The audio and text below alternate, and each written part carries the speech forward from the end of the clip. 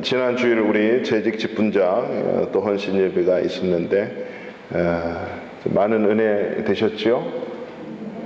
부흥해야 하는 줄 알았습니다. 예배 끝나자마자 카톡이 와서 저는 기차 타고 내려가고 있는데 예배 벌써 마쳤다고 너무 좋아하고, 또 저는 부흥의 은혜가 있는 줄 알았는데 큰 은혜가 있어서 얼마나 감사했는지 모릅니다. 저도 기도해 주신 덕분에 은혜의 예배 드리고 또 말씀 전하고 또 주님의 사랑을 나누는 시간이 되었습니다. 근데 참 한 가지 참으로 희한하고 또 감사한 것이 있었어요.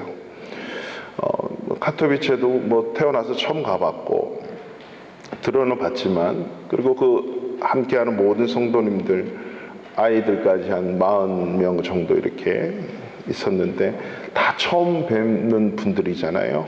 근데 언제 봤냐는 듯이 너무 반갑고 그 한 분 한 분이 참 이렇게 소중하고 귀하고 여겨졌습니다. 왜 그럴까?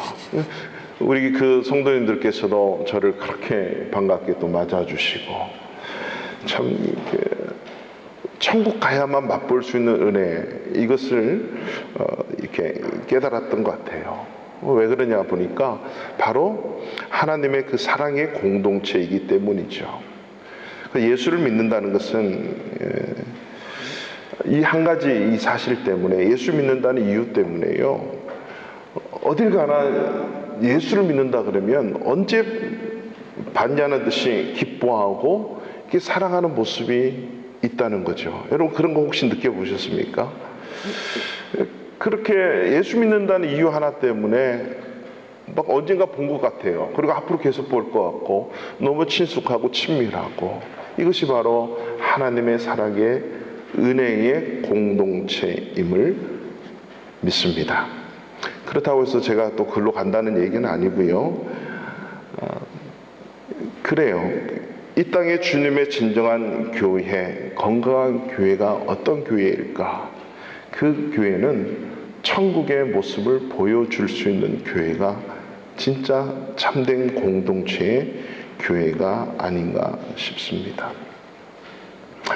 여러분, 어떤 한 도시가, 신도시가 이렇게 세워질 때 보면 조감도가 쫙 나오고, 그 조감도에 있는 하나하나 건물에 뭐가 있고 어떤 시설이 있고 이런 조감도의 설명이 쫙 나오잖아요. 안양에 가면 평촌 신도시가 있습니다. 제가 어릴 때 그 주변에 학교를 나왔어요. 허허 벌판, 그죠? 그 바로 옆에 저희 학교가 있어서 중고등학교를 거기서 다녔는데, 그 조감도가 나왔는데요, 그 안에 사는 외딴 집에 사는 이 아이들이 너무 좋아하는 거예요. 질퍽질퍽한 그 길을, 논밭을 걸어 나와서 큰 길가에서 버스 타면 버스 기사한테 맨날 혼나요. 신발 털고 타라고. 그 신발 팍 털고 타고, 때로는 어떤 그 질풍노도의 사춘기 친구는 아예 신발을 벗고 타요. 그 실내화를 그 안에서 타고, 늘 보는 아저씨니까. 그런 시골이었던 그곳이 저렇게 변했거든요. 그 조감들을 보면서 제가 기뻐하는 모습들. 여러분, 바로 오늘날 이 시대의 교회라고 하는 공동체는 천국의 조감도입니다. 세상 사람들이 교회를 바라보면서 와, 천국 가면 저러나? 천국의 모습이 저건가? 이런 모습들을 보여줄 수 있는 공동체, 이 공동체가 바로 교회라고 하는 공동체입니다. 우리 한번 오늘 말씀의 제목을 한번 따라 해볼까요? 교회의 참 공동체성을 회복하자. 예, 떠 있죠. 그죠? 다시 한번 시작. 교회의 참 공동체성을 회복하자. 교회는 교회인데 참으로 참된 공동체일 때 그것이 진정한 교회인데, 그렇지 못한 교회도 있기 때문에 이 교회의 참 공동체성을 회복하자라고 하는 것입니다. 오늘 우리가 읽었던 이 본문의 말씀은요, 제가 최초로 폴란드에 왔을 때 우리 바르샤 한인교회 성도님들을 만났을 때 계속 이 말씀이 자꾸 이렇게 떠올라서 말씀을 증거를 했었습니다. 그 본문과 동일한 본문이거든요. 혹시 기억하시는 분이 있을지 모르겠지만 오늘 이 본문을 이번 주에 우리 재직 직분자 헌신 예배를 드리고 난 이후에 말씀을 준비하는데 계속 이 본문으로 이게 손이 가요. 원래 다른 본문이었는데 이 본문으로 계속 바라보면서 좀 다른 각도로 이 말씀을 보았으면 좋겠다라는 생각으로 오늘 교회의 참 공동체성을 회복하자라는 말씀의 제목으로 말씀을 증거하기를 원합니다. 하나님께서 직접 디자인하신 공동체가 두 개라 그랬죠? 가정과 교회라고 하는 거죠. 그러면 그 하나님께서 직접 디자인해서 만들어 주신 공동체 속에는 그 만드신 자의 의도와 목적이 분명히 나타나야 된다고 하는 것입니다. 가정과 교회 속에서 하나님이 드러나고 하나님의 목적과 의도가 반드시 보여져야 그것이 온전한 가정과 온전한 교회가 될 수 있겠지요. 그러나 오늘날 이 가정은 너무나도 다양해요. 하나님의 의도와 목적이 나타나는 가정이 있으면 좋을 텐데 찾기가 드물지 않습니까?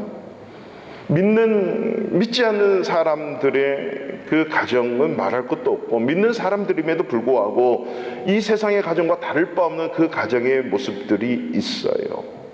이런 무너진 가정의 모습을 어떻게 회복할 수 있을까요? 교회가 이 땅의 희망이고 소망인 이유는 교회를 통해서 가정이 세워지고 교회를 통해서 사회와 여러 단체들과 나라와 민족까지도 다시 회복시키고 세울 수 있어야 된다라고 하는 것입니다. 교회만이 이 땅의 마지막 소망이고 희망이고 교회를 통해서 새롭게 가정이 세워지고 이 사회와 나라와 민족이 세워진다면 그것은 정말로 하나님께서 원하시는 교회이고 하나님께서 원하시는 가정으로 되어질 수 있다는 것입니다. 오늘 본문에서 그 진정한 교회 공동체, 교회의 참 공동체가 어떠한 공동체의 모습인지를 볼 수 있습니다. 오늘 본문을 바라보는 관점을 좀 다르게 보았으면 좋겠어요. 이 본문을 통해서 우리가 살필 수 있는 것은 이 땅에 예수 믿는 사람을 성도라고 하는데 이 그리스도인은 누구나가 다 자동적으로 공동체의 일원이 된다는 겁니다. 공동체의 지체로 태어났다는 거죠. 자, 오늘 우리가 읽었던 2장 42절 이전에 41절이 있어요. 혹시 성경책 가지신 분들은 41절을 한번 읽어보실까요? 다 같이요. 그 말을 받은 사람들은 세례를 받음에 이날의 신도의 수가 3,000이나 더하더라. 아멘. 이 말씀은 베드로가 오순절 성령의 그 강림하심을 체험하고 바로 예수 그리스도의 복음을 증거하죠. 12사도들과 이 베드로가 복음을 증거하는 이 말씀, 회개의 말씀을 듣고 수많은 사람들이 회개하고 세례를 받고 크리스찬이 됩니다. 그 수가 41절에 보니까 3,000이나 더하더라. 3,000명이 됐대요.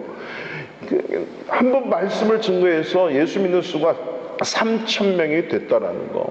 그 3,000명이 됐다는 그 수가 어디에 있냐면 41절에 그 말을 받은 사람, 그 말씀을 전해 들은 사람이에요. 하나님의 말씀을 받은 사람이 회개하고 세례를 받아서 하나님의 교회의 공동체가 되어버린 거죠. 교회의 공동체의 일원이 되어버렸다는 겁니다. 여러분, 우리가 아이들이 갓난아이가 하고 태어나면 우리는 어느 정도 봐야 됩니까? 곧바로 가족이 되지 않습니까? 너는 한 몇 년 정도 살아야 우리의 진정한 가족 공동체가 될 수 있어. 이러는 부모가 과연 얼마나 될까요? 저는 저 위로 형이 2명이 죽어버렸어요. 태어나고. 그래서 제가 3번째로 남자로 태어났는데 저희 부모님이 보시는 거예요. 얘도 과연 살 수 있을까? 한 달을 지나고 6개월을 지나고 1년이 지났는데 제가 살았대요. 그래서 너무 감사해서 장명소 가서 이름을 짓고 동사무소에 가서 등록을 했다는 거예요. 야, 그 1년의 세월 제가 기억은 못하지만 되게 좀 그죠? 일단 가족인데 왜 내 이름을 등록을 안 시켜주고 1년 후에 얘가 사나 죽나 보고 그때 등록을 해야겠구나. 그때서야 이름을 가지게 된 거예요. 요즘 혹시 이런 부모가 있을까요? 옛날이기 때문에 아마 그랬을 거지요. 그러니까 태어나면 그냥 따지지도 않고 묻지도 않고 그냥 내 자녀이고 가족의 일원이 되고 가족이 되는 거죠. 우리도 말씀을 듣고 예수를 믿고 회개하고 세례 받으면 그냥 공동체, 예수 그리스도의 가족의 공동체가 된다는 거죠. 고린도전서 12장 33절을 보면 우리가 유대인이나 헬라인이나 종이나 자유인이나 다 한 성령으로 세례를 받고 한 몸이 되었고 한 성령을 다 마시게 하였느니라. 우리가 말씀 앞에서 세례를 받고 회개하고 예수 믿게 되면요, 그냥 한 몸이 된 거예요. 한 영적 가정, 영적 공동체가 된 거죠. 이것을 뭐라고 하냐면 우리가 영적으로 거듭났다 그러지 않습니까? 중생했다, 다시 태어났다라는 거예요. 육신의 태어남과 동시에 이제 우리는 영적으로 태어나서 하나님이 가족이 되었다라고 하는 겁니다. 영적 가정인 거죠. 그래서 하나님은 육적 가정과 영적인 가정, 이 두 공동체를 직접 만들어서 우리에게 허락하셨다는 겁니다. 그러면 이렇게 우리 가족 공동체, 육신의 가족이 우리 엄마 아빠, 우리의 자녀, 우리 형제자매라고 여기듯이 우리가 예수 믿는 자라면 어떤 누구도 그 안에 들어오면 다 우리는 한 가족이란 말이죠. 하나님을 다 아버지라 불러요. 갓난아이가 딱 태어나자마자, 우리가 제일 어린아이가 우리 하린인데, 하린이가 딱 태어나는 순간에 엄마 아빠 안녕 이러면 엄마 아빠가 놀랄까요, 안 놀랄까요? 놀래지요. 태어나자마자 어떻게 말을 하겠습니까? 다 놀래요. 예수 믿는, 바로 세례받고 예수 믿어서 우리 공동체 일원이 됐는데, 영적 가정이 됐는데 하나님을 아버지라고 부를 수 있는 시간이 필요해요. 예수 바로 믿었다 그래서 하나님 아버지 이렇게 나오지 않는다는 거죠. 그때까지 잘 돌보고 보살피고 도와주고, 이게 우리의 영적 가정의 모습이라고 하는 것입니다. 그렇게 교회는 어떻게 쓰든지 오면 나보다 연약한 지체들, 아니 서로의 신앙의 삶을 도와줄 수 있어야 돼요. 돌볼 수 있어야 돼요. 내 코가 석자인데 이러면 계속 석자, 6자, 9자, 12자 계속 늘어나요. 내 코가 석자인데 하면서 다른 지체의 코를 밀어주면 내 코도 들어가고 같이 함께 성장한다는 거죠. 이게 영적 가정의 신비예요. 신비.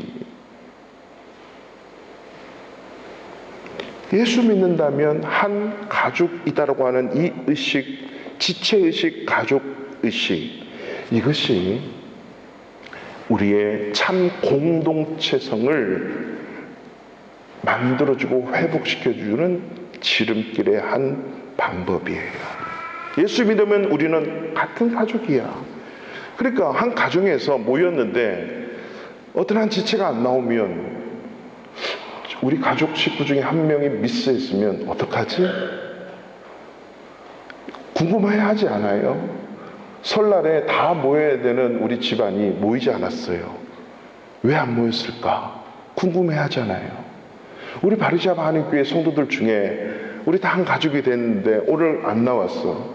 뭐 사정이 있어 못 나왔지. 이런 말은 누구나 다 알 수 있잖아요. 진정한 공동체, 참 공동체라면 그 집사님, 그분 왜 안 나왔을까? 왜 못 나왔지? 아시는 분도 있겠지만 이런 궁금증을 가지고 한 가족임을 깨닫고 인식할 수 있는 것, 이게 없으면 참 공동체성을 회복하기가 어렵다라고 하는 거죠.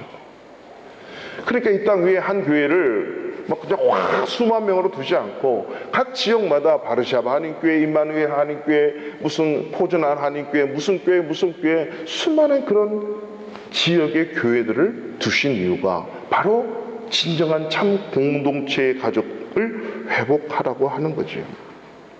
그래서요, 우리가 신앙생활을 좀 계속 하다 보면요, 이런 영적 가족이 혈연으로 맺어진 육적 가족보다 더 소중하고 중요함을 느낄 때가 있습니다. 그 이유가 왜 그럴까요? 육적 가정은요, 한계가 있어요. 그러니까 영원한 부부가 아니에요. 영원한 부부가 아니에요. 팥뿌리가 될 때까지만 살면 끝나요. 희망을 가지셔야 돼요. 육적 가족이 끝날 때가 온다는 거죠. 언젠가는 끝나요. 자녀와 부모지간에도 끝날 때가 오는 겁니다. 그런데 죽으면 영원한 가정이 있는데 그것은 천국 가서 누려야 될 영원한 가족들이에요. 옆에 있는 분을 임기 끝나고 우리가 육신의 장면이 끝나면 안 볼 것 같죠. 천국 가서 또 보게 돼요. 그분이 예수를 부정하거나 예수를 믿지 않는 이상, 예수를 믿는다면 그분을 천국 가면 또 보게 된다는 거죠. 천국 가서 내 남편, 내 아내, 내 자식, 우리 부모님 찾지 않아요.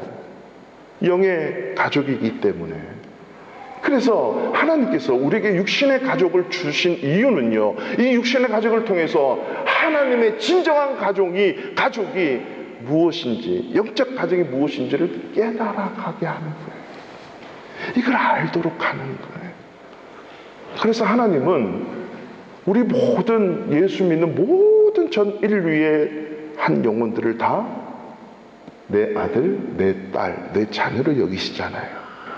그 사람들이 하나님을 아버지라고 부르는 이유가 거기에 있다는 겁니다. 본문 우리 44절, 45절을 볼까요? 이것은 육적 가족을 뛰어넘는 영적 가정의 모습이에요.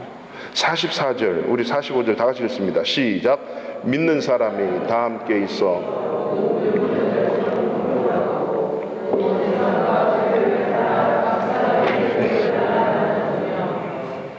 여러분, 이 모습을 보십시오. 재산을 다 팔아가지고요, 사도행전 4장에 보면 다시 한번 이 예루살렘 교회 공동체의 모습이 나오는데 네 것 내 것 없이 재산을 다 팔아서 갖고 와서 같이 사용하는 거예요. 물론 2000년 전에 삶이, 사회생활이 지금하고는 좀 다를 수가 있지요. 그렇지만 중요한 것은 그 마음에 재산을 팔았다, 재산을 갖고 와서 같이 나눠 쓴다, 이 자체보다 더 중요한 것은 그렇게 내놓기까지의 그 마음, 그 생각, 그 자세, 그 지체의식, 가족의식이라고 하는 겁니다.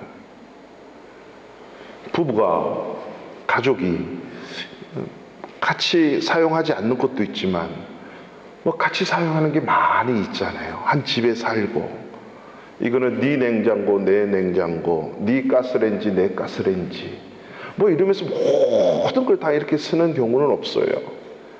아빠가 열심히 일해오면 그것을 맞게 나누고 같이 쓰고, 내가 이만큼 벌었으니 얘야 너도 나가서 이렇게 벌어라, 이런 부모는 없을 거라는 거죠. 육적 가족의 모습을 뛰어넘어서 영적 가족의 모습이 오늘 본문에 나타나는 44절과 45절의 모습이 있는 겁니다. 네 것 내 것 없어요. 오히려 내가 가진 이것이 당신에게는 필요하기 때문에 나를 희생해서 남에게 한 영적 가족 된 자들을 돌보고 주는 거죠. 그런데 오늘 가만히 보면 이런 공동체로부터 태어난 인간이 자꾸 그 공동체성을 부인해요. 때로는 부정을 합니다. 나는 홀로 존재할 수 있다라고 하는 그 착각 속에 빠지는 거죠. 그래서 여러분 많이 들어보셨을 겁니다. 뭐 혼밥, 혼술, 뭐 혼자를 붙여가지고 뭐 하는 게 너무 많더라고요. 그죠? 그 욜로족들도 이렇게 보면 혼자, 이게 홀로 다니는 게 좋아서 그렇게 사는 거죠. 현대인들을 가만히 보십시오. 어떤 자기가 이익이 있을 때는 소속감이 필요한데 이익이 없을 때는 그 소속감에 들려고 하지 않는다는 거예요. 예전에는 놀이터에서 친구들과 함께 어울리고 아이들이 그렇게 자랐어요. 요즘 아이들을 가만히 보면 어릴 때부터 이 인터넷과 스마트폰과 혼자 컴퓨터 앞에서, TV 앞에서 혼자 마음껏 시간을 다 보낼 수 있어요. 귀에는 이어폰을 끼고 혼자 먹고 혼자 보고. 그래서 저는 우리 주일날 우리 어린아이들이 교회 와서 저 마당에서 삽을 들고 또 호미를 들고 뭐 이렇게 뭐 가래를 들고 여기저기 밭을 메고 이렇게 갖다 놓고 뭐 이렇게 교회를 돌아다니면서 막 이렇게 함께 만지고 이게 너무 귀해 보여요. 왜 같이 살잖아.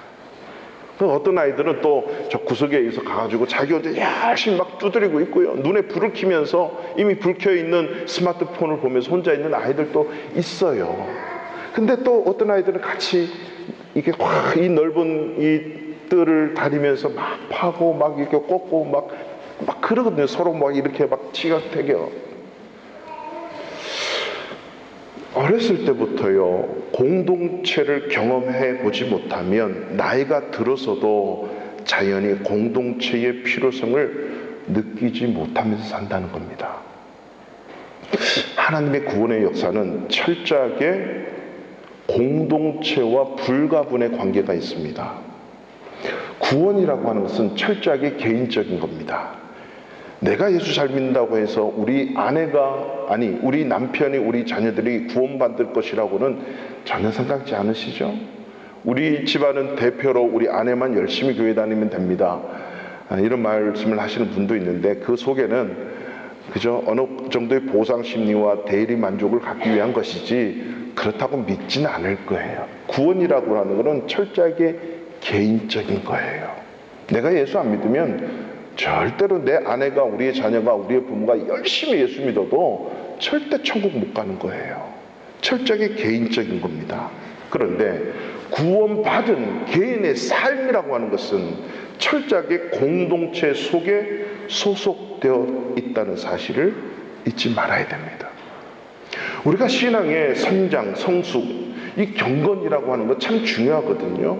근데 이것보다 더 중요한 것은 반드시 이 개인의 신앙의 성장과 성숙과 경건은요, 교회 공동체 안에서 이루어지고 나타난다고 하는 사실입니다. 공동체 속에서 이루어지는 거죠. 그래서 예수 믿는다면 나는 이 교회의 한 일원이야. 지체가 됐어. 예수 그리스도의 몸의 한 지체야. 우리 모두는 한 가족이야 라고 하는 이 인식부터가 달라지지 않으면 참 공동체성을 회복하기가 어렵다는 것을 우리는 본문을 통해서 알 수가 있습니다. 두 번째로 우리가 본문을 통해 살필 수 있는 것은요, 이러한 참 공동체성, 공동체적인 삶은 저절로 이루어지는 것이 아니고 의도적으로 배우고 만들어 나가야 한다는 거죠. 의도적으로 배워야 돼요. 만들어 나가지 않으면 이런 참 공동체성을 회복할 수 없다는 겁니다. 이들의 공동체적인 삶을 우리가 44절에서 45절에서 봤습니다. 믿는 사람이 다 함께 있는데요. 다 함께. 모든 물건을 서로 통용하고 재산과 소유를 팔아서 각 사람의 필요를 따라 나눠준대요. 이 사랑과 희생과 헌신의 모습이 있죠. 나보다도 남을 더 생각하는 모습들이 있는 거죠. 그리고 46절에 보니까 날마다 마음을 같이 해서 성전에 모이기를 힘쓰고 집에서는 떡을 떼고 기쁨과 순전한 마음으로 음식을 먹었다. 이 함께 공동체의 삶을 어떻게 살아가느냐라고 하는 거죠. 그 사랑의 모습이 나와 있습니다. 이런 사랑의 모습이 그저 그렇게 살아가면 그냥 나타나는 것이 아니라 반드시 배워야 된다고 하는 거죠. 여러분, 사랑하는 사람들이 모였다고 해서 다 긍정적인 공동체를 형성하는 것이 아닙니다. 자, 사랑하는 남녀가 결혼을 했어요. 그 결혼해서 자녀를 낳았습니다. 무턱대고 우리 가정은 행복하겠지? 결혼 딴딴딴딴해서 시작하면 야, 나는 행복한 결혼이야. 행복이 오겠지? 착각이라고 하는 거죠. 착각. 그때부터 행복을 만들지 않으면 행복은 아주 멀리 있어요. 그때부터 가정에 참 공동체성을 만들어가지 않으면 그 참 공동체의 가정은 멀리 가버려요. 만약에 그렇게 가만히 있으면 행복이 그저 오겠지, 큰 착각과 충격에 빠져서 실망하게 됩니다. 좋은 가정 공동체를 만들려면 반드시 의도적인 많은 노력을 기울이지 않으면 안 됩니다. 구체적인 방법도 배워야만 돼요. 유대인들의 위대성은 만 14세가 되면 성인 의식을 치릅니다. 만 14세. 만 14세가 언제죠? 우리가 그렇게 죽이고 싶은 중학교 2학년이라고 얘기할 정도의 그 사춘기 때 성인식을 치러요. 그리고 가르쳐요. 14세부터는 어떻게 살아야 되는지를 아니. 이게 위대성이에요. 가르쳐요. 우리나라에도 그런 가문이 있잖아요. 상투 틀고 계속 가르치잖아요. 그 가정교육이라고 하죠, 소위 말해서. 우리 교회에 몇 번 오셨던 방지일 목사님, 이제는 뭐 소천하셔서 돌아가셨지만 그 집안의 손자, 손녀들이 저와 같이 공부하고 또 저를 가르치는 교수님이 계셨어요. 이 방지일 목사님은 1년에 한 번씩은 꼭 가족 전체 수련회를 하세요.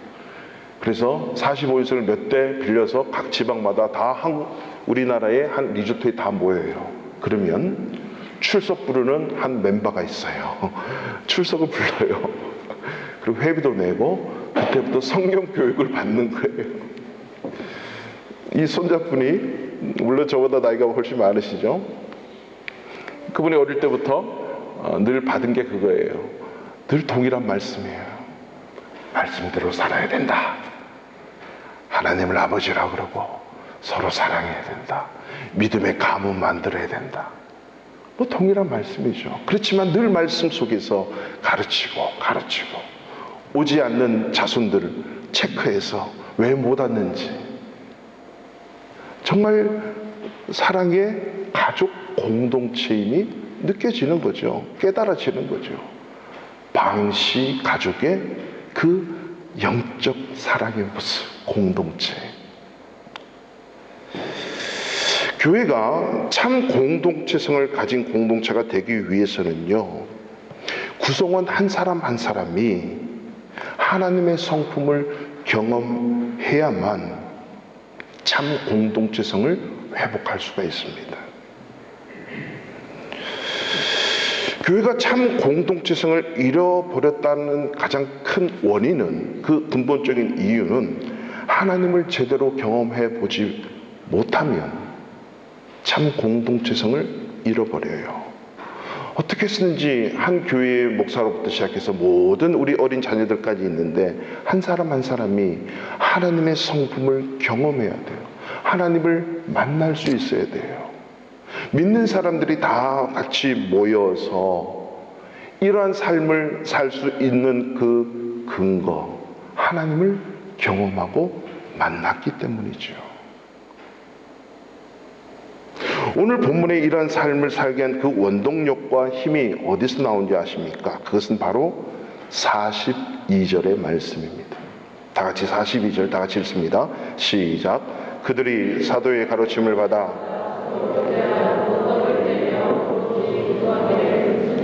아멘. 그들은 그 말을 받은 사람들, 41절의 말입니다. 그리고 3,000명이 세례받고 회개하고 이제 교회의 공동체가 된 사람들, 그 사람들이 사도들의 가르침을 받았대요. 말씀을 가르침을 받고 서로 사랑의 교제를 나누는 거죠. 이 떡을 뗀다라고 하는 것은 서로 나누는 거예요. 서로 가족의 모습이 있죠. 같이 먹고 같이 사는 이 가정의 모습이 있지 않습니까? 이것이 가르침을 받은 결과의 모습입니다. 그리고 그들이 오로지 기도하기를 힘썼다. 즉 말씀과 기도에 전무했다라는 겁니다.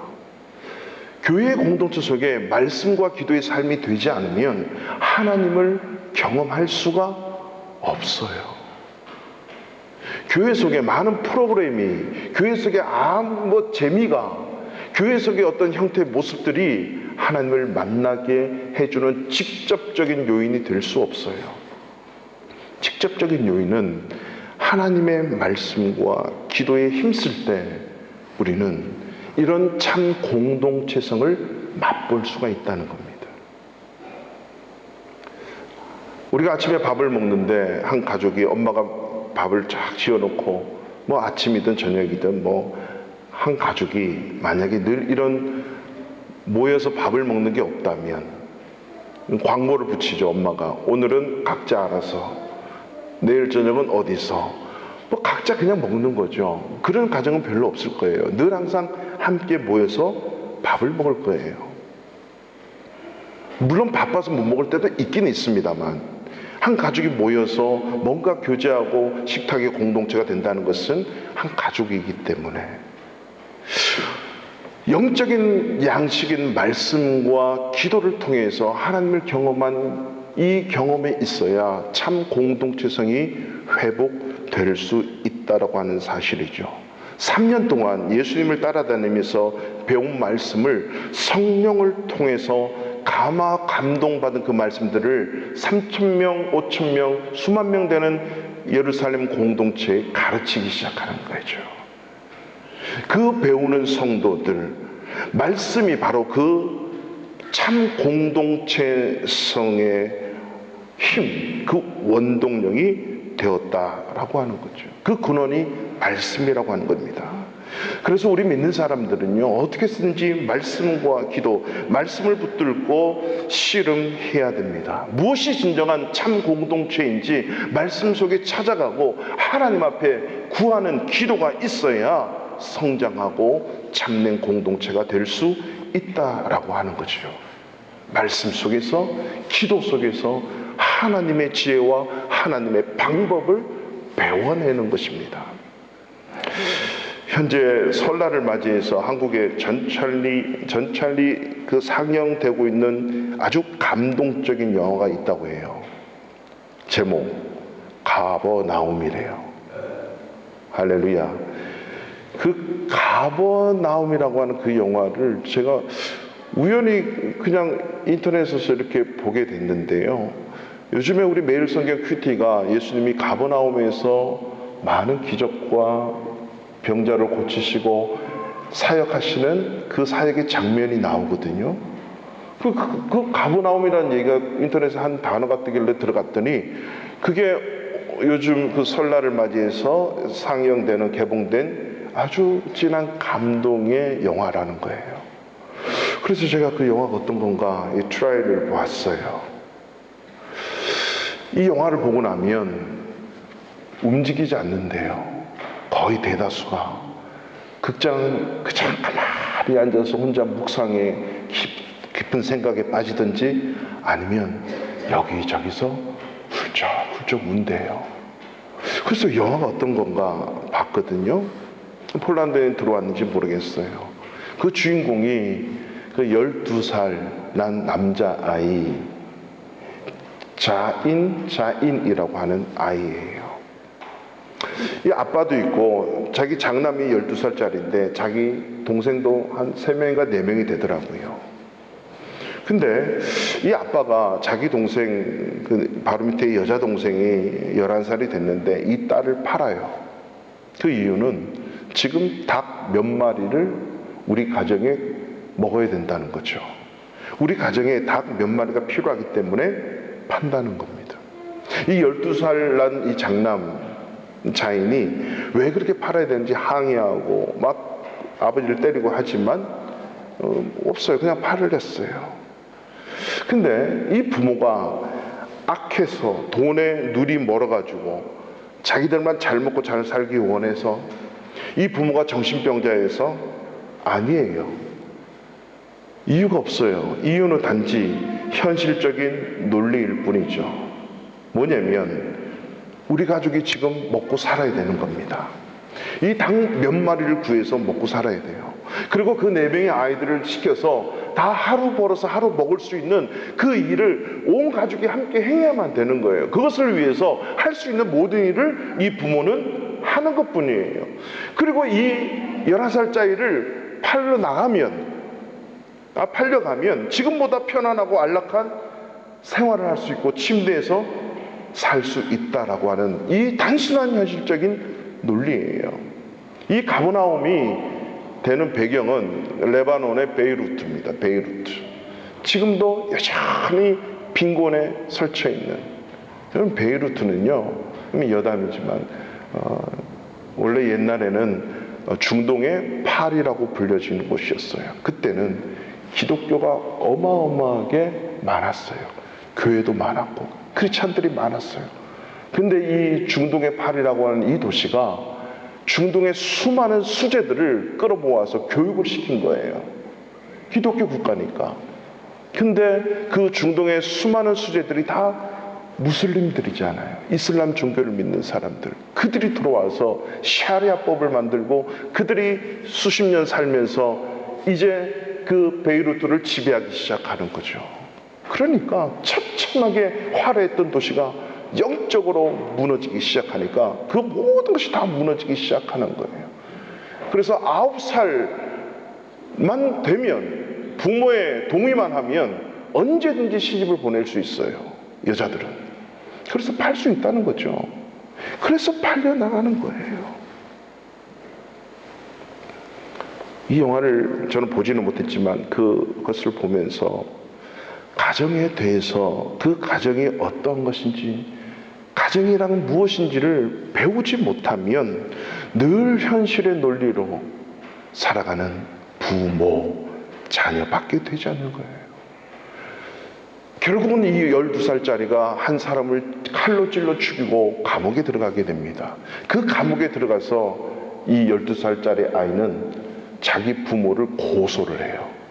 그 죄목이 뭔지 아세요? 고소명이 저 아빠와 엄마가 나를 낳았다. 왜 나를 낳았는가? 고소했어요. 엄마와 아빠.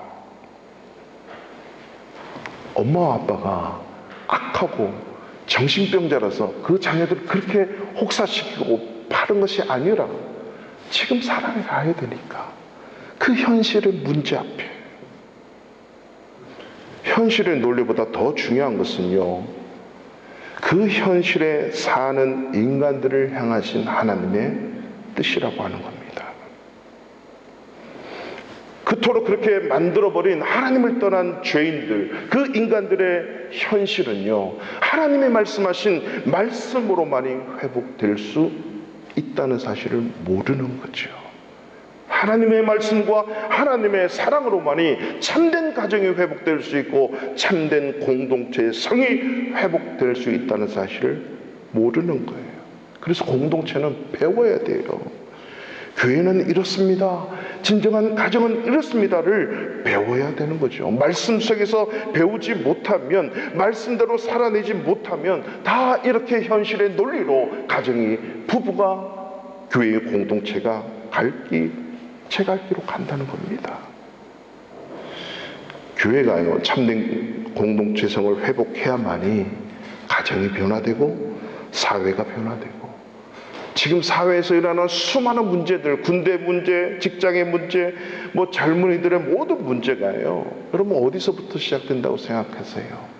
참된 공동체성이 무너진 가정, 교회가 해답이 안 되면 어려워져요. 그래서 우리 젊은이들이 한국의 3포, 5포, 7포, 9포를 떠나서 지금은 0포 세대들이에요. 0포.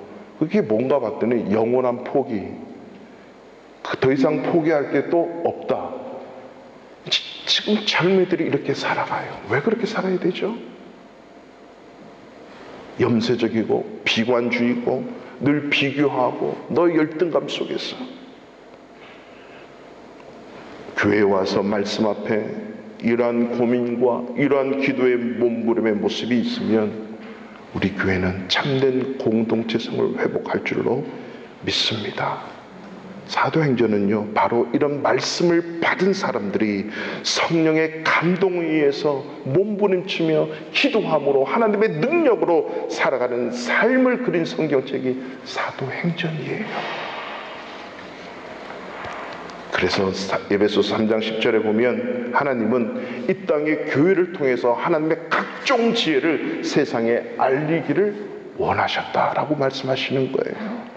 교회를 통해서 하나님의 각종 지혜를, 그 교회는 참된 공동체성을 가지고 있는 교회가 아닐까요? 한 지역에, 한 동네에 교회가 여러 개 있죠. 우리 바르샤바에도 2개의 교회가 있어요. 뭐 우리 한국에 가면 교회가 많습니다. 그런데 여러분이 만약에 예수를 안 믿는 사람들이라면 우리 동네에 있는 교회가 서로 다투고 분열하고 서로 싸운다고 생각해 보십시오. 교회가 이렇게 싸우고 분열하는데 안 믿는 자들이 그 교회를 보고 이야, 나는 하나님을 섬겨야겠어, 나는 교회를 다녀야겠어, 예수를 믿어야겠어 라는 생각이 들겠냐 말이죠. 우리 가정은 행복하지 않아도 우리 가정은 이렇게 행복해 라고 바깥에 나가서 탈을 쓰고 위장하고 살아갈 수 있는 것 또한 세상의 사람들입니다. 교회는 그럴 수 없어요. 교회는 그대로 다 보여지는 거죠. 교회가 복음을 전하고 예수 그리스도의 사랑을 말하고 하나님의 사랑을 전해야 되는데, 전하기 이전에 그 모습을 보여주고 드러내줘야 되는데, 믿지 않는 사람들은 어떻게 하나님의 사람으로 복음을 전하고 전도할 수가 있겠습니까? 부끄러운 얘기지만 제가 전도사로 최초로 섬겼던 교회가 있거든요. 그 교회가 수십 년 된 교회였어요. 제가 그 교회를 나와고 목사가 되고 했는데 선교사 훈련 받을 때 아주 슬픈 소식이 들립니다. 교회가 싸워가지고 한 팀은 2층에서 예배드리고 한 팀은 3층에서 예배드린대요. 1층에서 안내요원이 이쪽 교회 저쪽 교회 2층 3층에서 예배드립니다. 얼마나 가슴이 아픈지. 어떻게 알고 나중에 메일을 통해서 이쪽 교회 장로님, 집사님, 권사님들이 이런저런 메일을 쓰고 너무 가슴이 아픈 거예요. 그리고 10여 년이 지난 지금 어떻게 된 줄 알아요? 말씀으로 세워지지 않는 한 교회는 여전히 성도들이 다 떠나가요. 근데 말씀으로 세워진 한 교회는요, 얼마나 아름다운 참된 공동체를 이루는지 몰라요. 말씀 붙들고 기도의 모습을 있을 때 이래야 교회에서 주변에 그 지역 주민들이 보고 야, 뭔가 저 교회는 달라, 뭔가 있을 거야 라고 하면서 그 교회에 와서 그 목마른 그 심령들이 와서 하나님을 만나지 않을까요? 우리 바르샤바 안의 교회도 마찬가지예요. 저와 여러분들이 증거하는 그 하나님의 말씀을 통해서 변화되는 것이 아니고 저와 여러분의 교회 공동체 속에서 어떻게 살아가는가 라고 하는 그 모습 때문에 믿지 아니하는 사람들이 변화된다고요. 교회로 오는 것입니다. 저와 여러분의 삶, 우리의 교회의 모습을 보고 교회 가고 싶다, 예수 믿고 싶다, 하나님을 섬기고 싶다, 하나님이 살아계시는구나를 발견할 수 있다니까요. 바르샤바에서 2개 있는 교회가 서로 싸우고 서로 만약에 그런다면 이 바르샤바에 사는 한인들, 예수 안 믿는 자들이면 저도 예수 안 믿는 자라면 교회 안 오겠어요. 그렇지 않을까요? 믿는 자들이 서로 도와주고 사랑하고 격려하고 이런 주님의 사랑의 모습,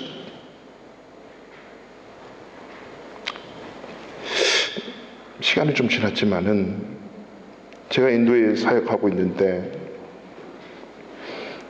캐나다의 한 도시의 한인교회에서 15명 정도가 집사님들하고 청년들하고 단기 선교를 왔어요. 인도에. 그래서 한 3주 동안 단기 선교를 정말 잘하고 맨 마지막에 저희 집에 왔어요. 그 팀 리더를 보니까 안수 집사님이세요. 알고 보니 그 집사님이 대기업의 한 지역 연구가로서 1980년 말 90년대 초반에 한 대기업을 인도의 뉴델리에 심었더라고요. 그래서 그 대기업이 지금 어마어마하게 크고 있는데 그걸 닦으신 분이에요. 3, 4년 동안 혼자서. 그리고 몇 명 같이 갔었겠죠. 이후에 이분이 캐나다로 이민을 갔습니다. 그 캐나다에 이민을 갔는데 교회가 한두 개 쭉 생기면서 늘 교회가 서로 싸우고 해서 한 20개가 됐대요. 갈라지고 뭐 세워지고. 이 집사님이 이제 시작한 사업이 서브웨이예요. 잘 아시죠? 서브웨이. 이 집사님이 기도하신 거예요. 하나님, 저에게 이 서브웨이를 주시고 이 사업을 열게 한 것은 분명히 하나님 뜻이 있습니다 라고 하면서 그 서브웨이를 통해서 유학생이 많이 올 거잖아요. 유학생이 오고 어느 연수장에 오면 알바생으로 직원을 채용을 해요. 그 안 믿는 이제 학생들을 많이 이렇게 채용을 하는데, 도망만 가지 않으면 비자 문제 해결해주고 그 서브웨이의 사장님을 통해서 크리스찬이 되는 거예요. 그 당시에 한 15년 이상을 그 지역에 살면서 이 한인 20개, 21개의, 그 당시에 21개의 한인교회가 완전히 달라지기 시작한 거예요. 각자 한인 잣집책에 각자 교회 광고를 내던 것이 한 페이지에 가나다 순으로 교회 광고를 내고, 그리고 교회가 모여가지고 같이 연합 부흥하고 기도하고 서로 사랑의 교제를 나누고, 이게 교회가 완전히 달라지니까 그 한인 사회가 완전히 달라지는 거예요.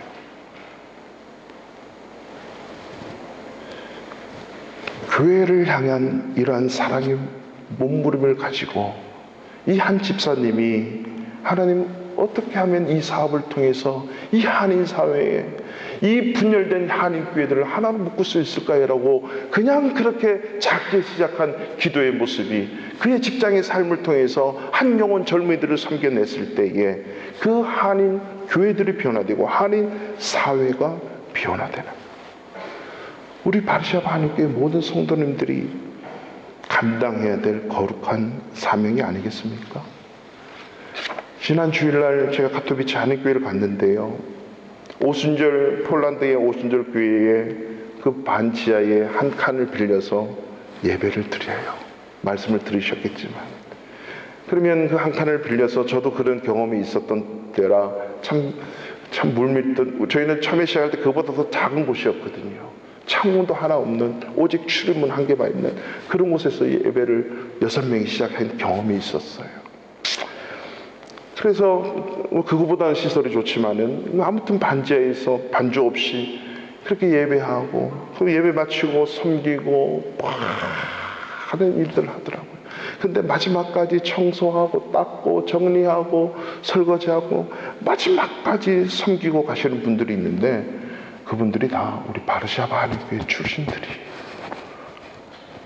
아주 오래전에 저희 교회를 통해 그쳐가시고 그곳에서 신앙생활하면서 주님을 만나고 그곳에서 마지막까지 섬기고 그리고 헌신하는 그 모습, 다 우리 교회 바르샤바 한인교회 성도 출신이더라고요. 서로 더 가까워지는 거예요.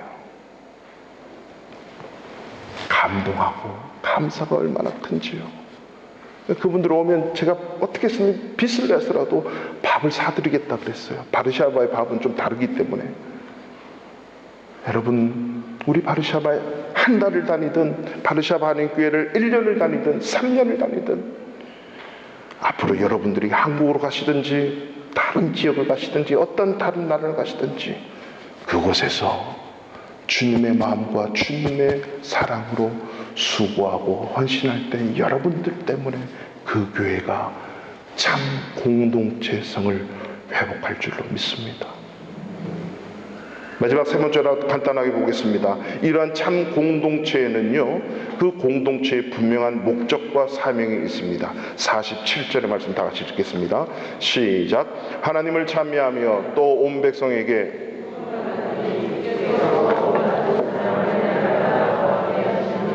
아멘. 이 47절의 말씀은 41절과 2절의 말씀이 있기 때문에 47절의 말씀이 이루어졌습니다. 41절과 2절의 말씀이 없으면 47절은 일어날 수가 없는 거예요. 하나님을 찬미하고 온 백성에게 칭송을 받았대요. 하나님을 찬미했다는 건 하나님을 영원하게 찬양하고 예배하는 모습이고, 그 예배하는 모습을 통해서 온 백성에게, 교회 밖의 사람들에게 칭찬을 받은 거예요. 칭찬을 받은 거.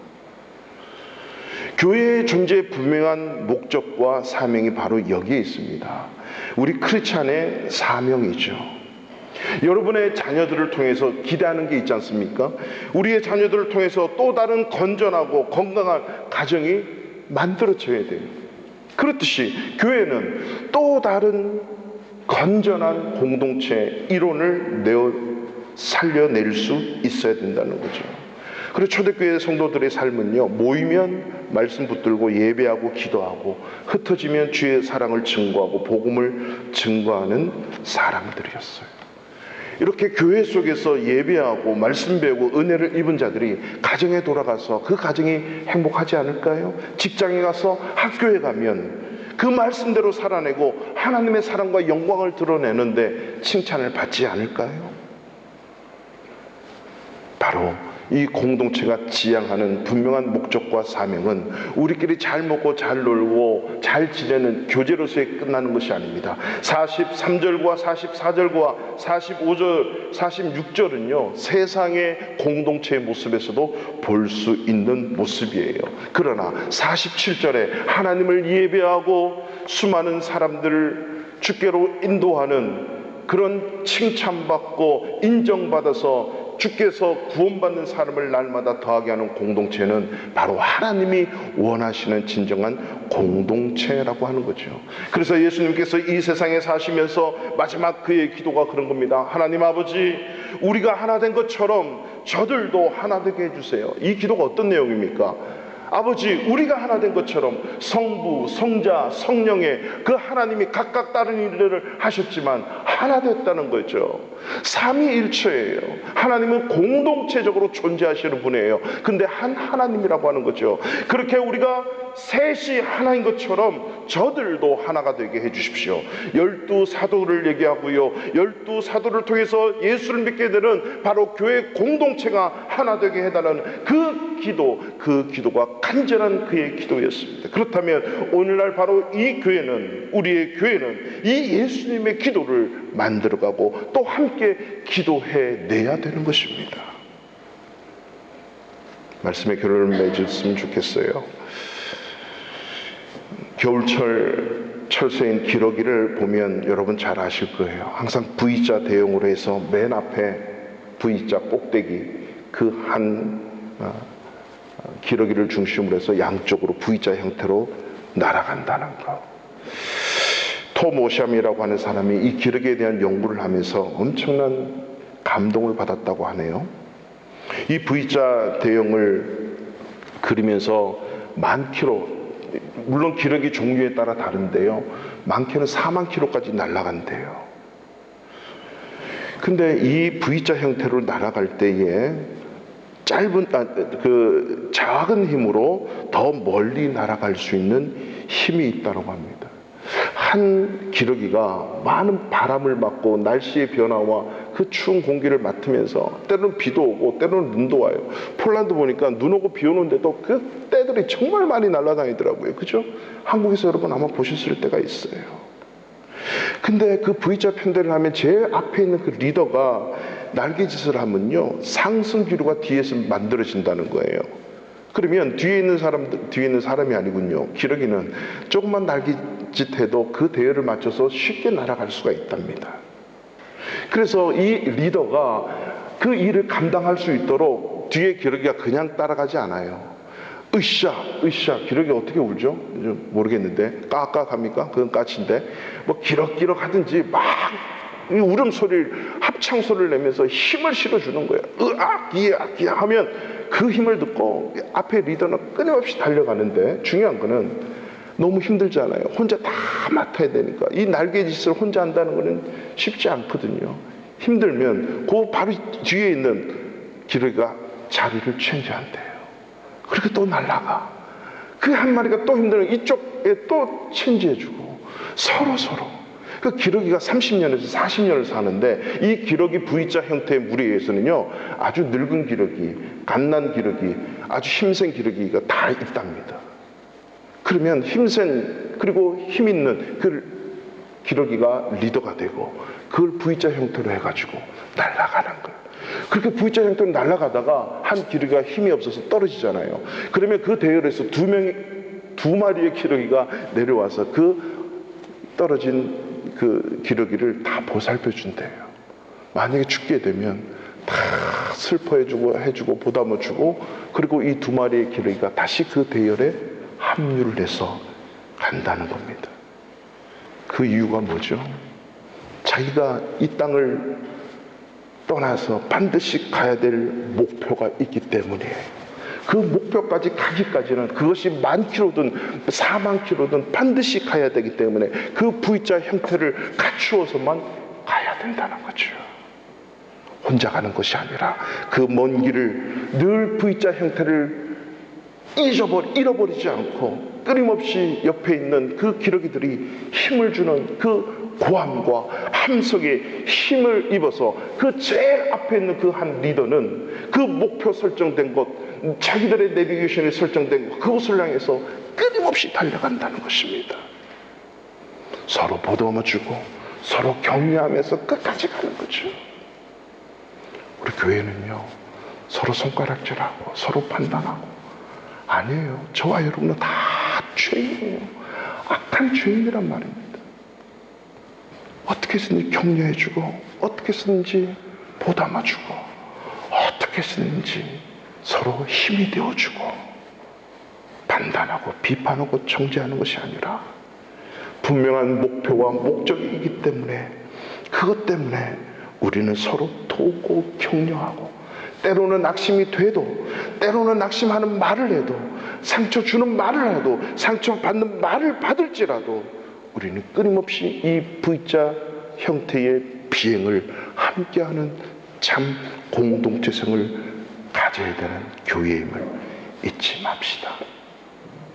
참된 공동체의 시작은 말씀을 알고 그 말씀을 부여잡고 오로지 기도에 힘쓰면서 몸부림칠 때 참 공동체성이 회복된다는 사실을 잊지 말고, 오늘 이 시간 다